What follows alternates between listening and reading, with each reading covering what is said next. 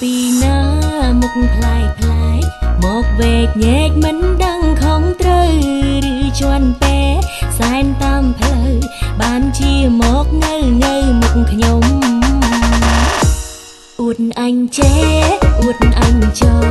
មិនសួរសងរាយរំឡើងសាំធ្វើខ្លួនភ្លាវរឹកឡើងហមមិនច្រឡំបងបាយស្លុយមែបាយស្លុយឬទៅអត់ចេខ្មាស់គេ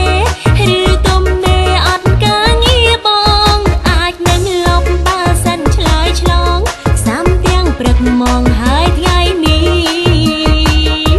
ខំបោបាច់ទិញថាខ្ញុំជឿគ្រាន់តែលឺអូនស្រគីត្រូវជាងទិញថតបង្ហងឲ្យបងខ្មាំងគេព្រៀបអន់មានជាតិម្លេះទេណាបងមកអួតខំមនុស្សហើយញៀងមើលក្រោយនោះ